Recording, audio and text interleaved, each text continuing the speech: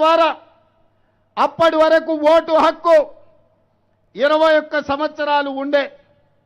కానీ రాజీవ్ గాంధీ గారు ప్రపంచ దేశాలను గమనించి 21 సంవత్సరాల ఓటు హక్కును 61వ రాజ్యాంగ సవరణ ద్వారా ఈనాడు 18 సంవత్సరాల నూనూగు మీసాల యువకులకు, మా సోదరి మనులకు ఈరోజు రాజీవ్ గాంధీ గారు ఓటు హక్కు ఇచ్చిండ్రు.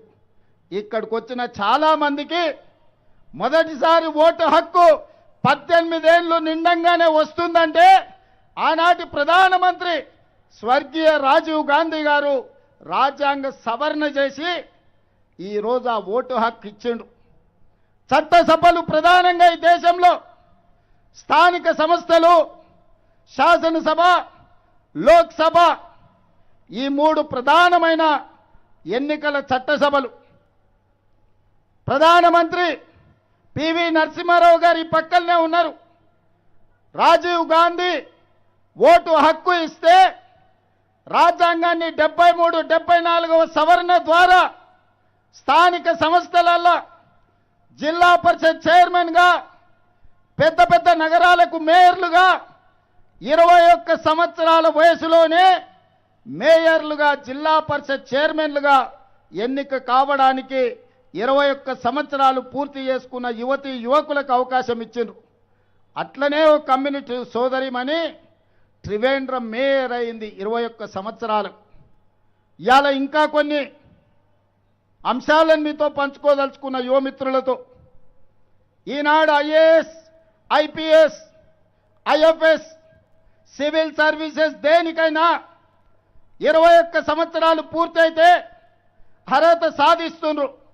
35 సంవత్సరాల క్రితం మన తెలుగు అమ్మాయి శ్రీలక్ష్మి అనే అమ్మాయి ఆనాడు ఐఏఎస్ 21 సంవత్సరాలకే సాధించింది.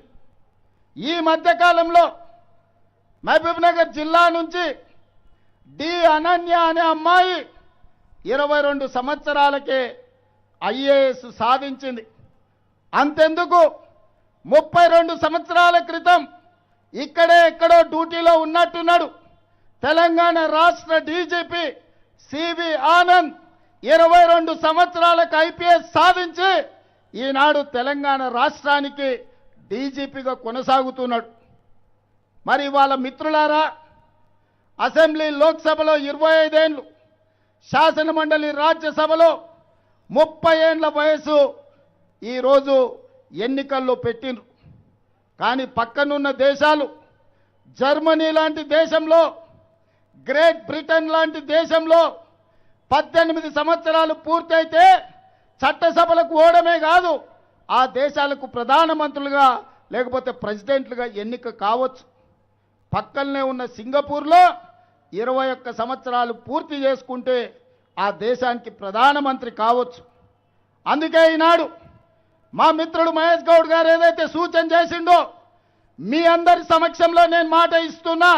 ఆగస్టు మొదటి వారంలో అసెంబ్లీ శాసన మండలి ప్రత్యేక సమావేశాలు ఏర్పాటు చేసి శాసనసభలో చర్చించి ఈ దేశంలో ఎమ్మెల్యేగా, ఎంపీగా పోటీ చేయడానికి 21 సంవత్సరాల వయసును అర్హతగా తీర్మానం చేసి ప్రధానమంత్రికి పంపిస్తా.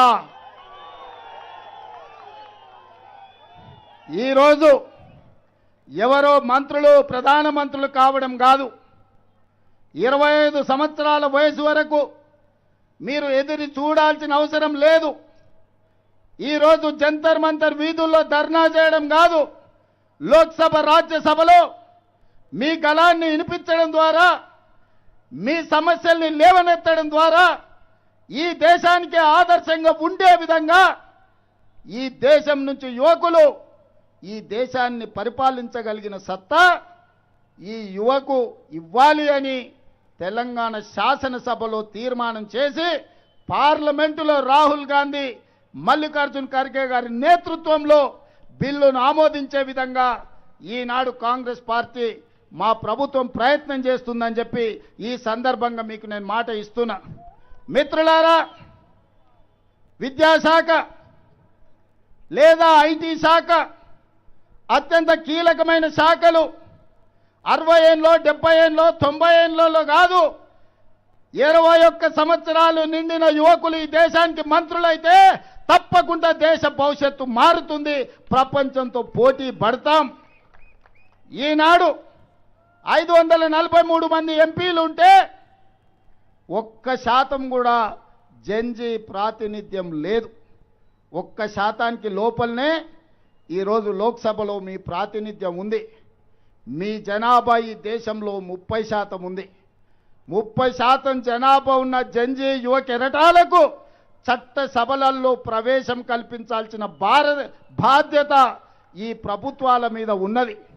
అందుకే భారత రాజ్యాంగాన్ని సవరించడం ద్వారా చట్టసభల్లో 21 సంవత్సరాలు నిండిన యువకులకు యువతులకు ఎమ్మెల్యేలుగా ఎంపీలుగా పోటీ చేసే అవకాశాన్ని కల్పించాలి. తప్పకుండా శాసనసభ ఆగస్టు మొదటి వారంలో సమావేశాన్ని ఏర్పాటు చేసి ఈ తప్పకుండా తీర్మానాన్ని చేస్తామని చెప్పి నేను ఈ సందర్భంగా మీ అందరికీ మాట ఇస్తున్నా. మిత్రులారా, రాజకీయ పార్టీలను రాజకీయ కార్యకర్తల్ని బెదిరించో అదిరించో అక్రమ కేసులు పెట్టో ఈడీ ఇన్కమ్ ట్యాక్స్ సిబిఐ కేసులతో ఈనాడు లొంగ తీసుకునే ప్రయత్నం కేంద్ర ప్రభుత్వం చేసింది. కానీ మనస్ఫూర్తిగా గుండెల నిండా మిమ్మల్ని అభినందిస్తున్నా. నరేంద్ర మోడీ నిరంకుశ పాలనకు మీ నీట్ పరీక్షలు సిబిఎస్ఈ పరీక్షల్లో వైఫల్యం చెందిన కేంద్ర ప్రభుత్వాన్ని మీ గుండె ధైర్యంతో లాఠీలకు తూటాలకు బాష్పవాయు గోళాలకు ఎదురొడ్డి నిలబడి నరేంద్ర మోడీని ఓడించి ధర్మేంద్ర ప్రధాన్ను రాజీనామా చేయించారు. మనస్ఫూర్తిగా ఈ యువ తరానికి ఈరోజు నేను అభినందనలు తెలియజేస్తున్నా. ఈ సునామీ ఇంతటితో ఆగొద్దు. ఈరోజు ఇక్కడ ఏదైతే మీరు గలం వినిపించిండ్రో మీ మాట చట్ట సభల్లో వినిపించాలి, ఇది ప్రపంచానికి చేరాలి అనేదే నా ఆలోచన. అందుకే आज यहाँ पर जो